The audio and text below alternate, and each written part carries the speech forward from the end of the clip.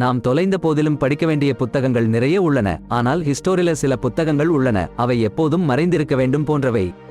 உதாரணமாக, ஒரு text message இருக்கு, அதை உச்சரித்தால் படித்தவர்கள் உயிரிழக்கக்கூடிய நிலையை சந்திப்பதாக கூறப்படுகிறது. மற்றும் ஒரு புத்தகம் அதன் கொடூரத்தினால் வாடிஜன் மறைந்த வளைவுகளில் சிக்கிக் கொண்டிருக்கிறது. புக் ஆஃப் சைகான் என்ற இந்த புத்தகம் 16ஆம் நூற்றாண்டு லாட்டின் புக் ஆன் மேஜிக் மீது படைப்பு. அது என்றென்றும் இழந்துவிட்டது என்று நினைத்தாலும் 1990ல் பிரிட்டிஷ் லிபராரில் 2 மேன்யூஸ்கிரிப்ட்ஸ் கண்டுபிடிக்கப்பட்டன. இந்த புத்தகம் குறிப்பாக லெட்டர்ஸ் அண்ட் என்கோடட் கிரிட்ஸ் கொண்டிருக்கிறது. மேலும் ஒரு மேன்யூஸ்கிரிப்ட் ஜான் டி என்னும் பிரபலமான ஸ்காலருக்கு சொந்தமானது. அவர் தனது வாழ்க்கையின் பெரும்பகுதியை இந்த புத்தகத்தை படித்துவிட்டு புரிந்து கொள்ள முயற்சித்தார். கடைசியில் வருத்தத்தில் அவர் ஒரு ஏஞ்சல் ஒரியலை அழைத்து அந்த புத்தகம் ஆடம் சொர்க்கத்தை விட்டு வெளியேறிய பின்னரே இருந்தது என்று வெளிப்படுத்தினர். இந்த நிகழ்வு மீண்டும் உருவாக்கப்படலாம், ஆனால் இதை புரிந்து கொள்வது ஆர்க்கேஞ்சல் மைக்கேல் மட்டும்தான் என அர்பன் மெத்தாலஜி சொல்லுது. இதன் டிஸ்கவரி நடந்தால் அது மரணத்தை தரும் என்பதும் 2.5 வருடங்களில் நிச்சயம். சிமினோஸ் கவிதை என்று ஒன்று ஜப்பானில் 1919இல் படிக்கப்பட்டது. The heart is like a rolling stone தொகுப்பில்.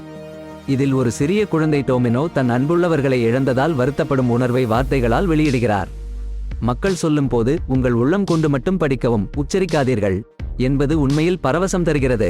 தி நெக்ரோனாமிகான் என்பது மற்றொரு புத்தகம். இது மரணத்தை எழுப்புவது பற்றி தகவல்களை கொண்டுள்ளது. H.P. லவ்கிராஃப்ட் என்ற பயங்கர எழுத்தாளர் இதை உருவாக்கினார் என்பது ஒரு கற்பனை என்றாலும் ஆச்சரியம் தருவதாக இருக்கும். வாவ், இந்த புரோப் எவ்வளவு பிரபலம் தெரியுமா? இதை பற்றி ஏராளமான ஸ்டோரிஸ் லவ்கிராஃப்ட் எழுதியிருக்காரு. அதனால நிறைய பேர் இதை பற்றி வேறு வெர்ஷன்ஸ் பப்ளிஷ் பண்ணி இருக்காங்க. தி டெட் பத்தி பேசாம பார்க்கலாமா? அதில் இருக்கும் ஸ்கேரி சீன்ஸ் அப்படியே பயமுறுத்தும்.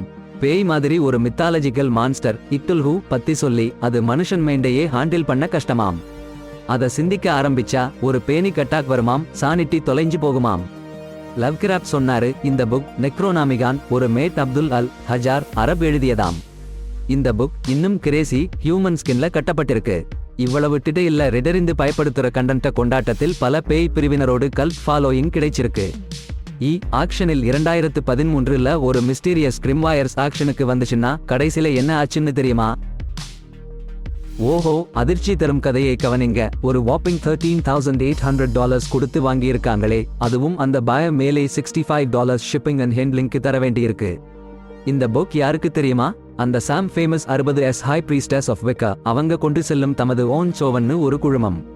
இந்த புக்ல hand written pages, incantations, curses, spells for calling upon both friendly and hostile spirits, மேலும் பல மெடிசினல் அண்ட் காஸ்மெட்டிக் ப்ரிப்பரேஷன்ஸ் இருக்கு. அதில் ஒரு ஹேர் ஸ்ப்ரைக்கான ரெசிபி கூட இருக்கு, நம்புங்களேன். இன்னும் இந்த புக் எழுதப்பட்டிருக்கிறது ஒரு ஏன்ஷியன்ட் ஆல்பபெட் யூஸ்ட் இன் விக்கா. நான் பலீவர்ஸ் நமக்கு தெரியாமல் மறைத்து வைக்க விசேஷமாக. இருந்தாலும் செஞ்சுரிஸ் கழிச்சு இப்போது அது டிரான்ஸ்லேட்டட் ஆகி ஒரு சில்லிங் வார்னிங் வெளியிடப்பட்டிருக்கு. இது கிராஃப்ட் உடையவர்கள் மட்டும் படிக்கலாம், மற்றவர்கள் வாசித்தால் நீங்கள் கண்டிப்பாக சஃபர் செய்யப்படுவீர்கள் என்கிற ஒரு வார்னிங் தான். அந்த புக்கு பேரு தி ஆஃபன் எஸ் டேல். அது ஒரு மாங்க் எழுதினது 1600s ஏர்லி காலகட்டத்தில். அதை படிக்கும்போதே ஒரு மிரட்டலான சுவாரஸ்யம் காத்திருக்கு. ஒரு பரபரப்பான ஸ்டோரி இது. அதை பற்றி பேச ஆரம்பிக்கும் போதே த்ரில் அதிகரிக்கிறது. 14 வயதில் ஸ்பெயின் விட்டு சாகசம் தேடி ஸ்பானிஷ் காலனிஸ் நோக்கி பயணித்த ஒரு யங் மேன் பற்றிய ஸ்டோரி இது. இந்த பிளாட் அவரது அட்வென்ச்சர்ஸ் சுற்றி சுழல்கிறது. பைரட்ஸ் உடனான என்கவுண்டர்ஸ் போன்ற கிரிப்பிங் எபிசோட்ஸ் நிறைய உள்ளது. மேலும் இது அந்த பாய் ஒரு சோல்ஜர் இருந்து ஒரு மாங்காக மாறும் மாற்றத்தை மிக ஆழமாக விளக்குகிறது. பின்னர் ஒரு ஆர்ச்பிஷப் ஆக உயர்ந்தார். பல அட்டெம்ப்ட்ஸ் மூலம் இந்த புக் ஒரு டிரான்ஸ்லேஷன் மற்றும் பப்ளிகேஷன் தேடப்பட்ட போதிலும் 2018 வரை மோர் தான் 400 வருடங்கள் கழித்து தான் இது பிரிண்ட் ஆனது. ஏன் தெரியுமா? இந்த புக் மீது ஒரு சாபம் இருப்பதாக விசுவாசம். யார் இந்த மொழிபெயர்ப்பு அல்லது பப்ளிகேஷன் வேலையில் ஈடுபட்டாலும் மிஸ்டீரியஸ் சர்க்கம்ஸ்டான்சஸில் இறந்து விடுவார்கள். இப்போது கிராண்ட் கிரிம்பா அறியப்பட்டுள்ளது ரெட் டிராகன் மற்றும் காஸ்பல் ஆஃப் சேட்டன் என்று. உண்மையில் இந்த ஏன்ஷியன்ட் புக் இமென்ஸ் பவர் உண்டு. அதே சமயத்தில் பெரிய ரெஸ்பான்சிபிலிட்டி கூட வரும். தி ஒரிஜினல் புக் அது one of the darkest occult novels என்று கூறப்படுகிறது. அது மிகவும் ஃப்ரைட்டனிங் என்றும் அதை எழுதியவர் அம்பியரியஸ் ஆஃப் ஃபியோப் என்ற ஒரு மனிதர் மாதிரி தோன்றுகிறார். அவர் போசஸ்ட் ஆனதாக கூறினார். ஏய் பாஸ், கேட்டா அசந்துருவீங்களா? இந்த புத்தகம் the secret magic of a பிராம்லன் 15ஆம் நூற்றாண்டுல இருந்து வருது. பேச போறதும் ஒரு விசர்ட் பத்தி. ஒரு எஜிப்ட் மெஜிஷியன் ஏப்ரம் ஈலம் கிட்ட இருந்து மாயாஜாலம் கத்துக்கிட்ட ஒருத்தர் எழுதிருக்காருன்னு சொல்லுறாங்க.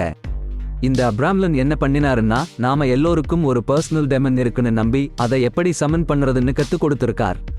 இப்ப ஹோல்ட் ஆன் டைட், இது சும்மா இல்லாமல் இதை ஃபாலோ பண்ணினா டெத் அது இப்படி வாழ முடியும், ட்ரெஷர்ஸ் கிடைக்கும், ஸ்பிரிட்ஸ் அழைக்க முடியும், அன்விசிபிள் ஆகலாம், ஸ்டார்ம்ஸ் ஸ்டார்ட் பண்ணலாம் மற்றும் ஏர் மற்றும் வாட்டர் வழியாக பயணிக்கலாம். ஆனா கேட்ச் இருக்கு, இந்த புக் வச்சிக்கிட்டா ஆல் த கோஸ்ட்ஸ் அதுல ட்ராப்ட் ஆகிடுறாங்க, அது பேட் ஃபார்ச்சூன் கொண்டு வரும்.